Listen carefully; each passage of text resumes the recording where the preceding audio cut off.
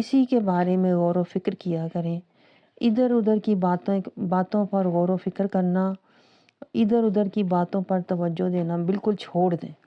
دیکھیں ہم یہی سیکھنے کے لیے بیٹھے ہوئے ہیں کہ اب لوگوں کی باتوں پر توجہ نہیں دینی بلکہ اللہ کی آیتوں پر توجہ دینی. یہ گہرا نقطہ نوٹ کریں. تو اسی کو مجاہدہ کہتے ہیں.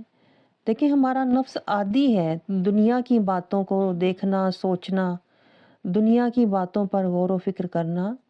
اور اب ہم نفس کشی کے لیے بیٹھے ہوئے ہیں. نفس کشی کا مقصد ہی یہ ہوتا ہے کہ جو ہمارے نفس کی عادت ہے نا، جو ہم نے نفس کو اتنا پھلایا ہوا ہے اپنے، اس کو کھلا کھلا کے نفسانی خواہشات اور دنیا کی زینتیں، ہمارا نفس اتنا غالب آیا ہوا ہے. اب ہم نے اس کو مغلوب کرنا ہے، نفس کو ہم نے کمزور کرنا ہے. اور یہ کیسے ہوتا ہے؟ یہ اس طرح ہوتا ہے آیتوں سے. ایک ایک آیت سے ہم نے اپنے نفس پر ضربیں لگانی ہیں، اپنے نفس کو کمزور کرنا ہے. شرمندہ، ندامت اور ملامت اپنے اندر آیتوں سے محسوس کرنی ہے کہ دیکھ اللہ کا یہ حکم ہے اور تو کیا کر رہا ہے. اس طرح ہم نے اپنے آپ کو ندامت اور ملامت میں مبتلا کرنا ہے. آپ سمجھ رہے ہیں لفظ جو میں بول رہی ہوں؟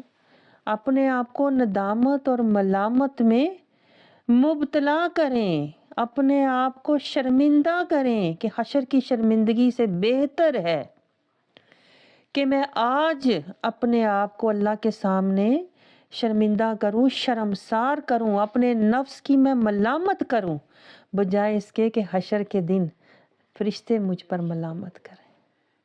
آپ سمجھ رہے ہو؟ تو یہ آپ کی بہتری کے لیے میں آپ کو کہتی ہوں. جیسے ڈاکٹر کڑوی دوائی دیتا ہے، اچھا نہیں لگتا، لیکن یہ آپ کی بہتری کے لیے ہے.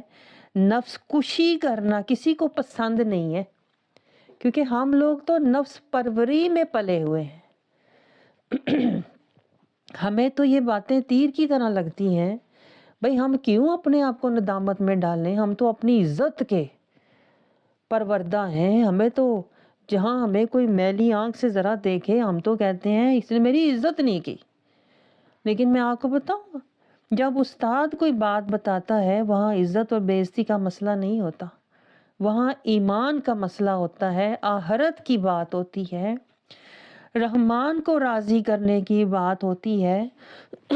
آپ سمجھ رہے ہو؟ تو میں آپ سے جو بھی باتیں کرتی ہوں قرآن کے تناظر میں، حدیث پاک کے تناظر میں کر رہی ہوتی ہوں، آپ کے اندر سے نفسی بیماریاں نکالنے کے لیے، تاکہ آج یہ بیماریاں نکل جائیں اور حشر کی شرمندگی سے آپ بچ جائیں.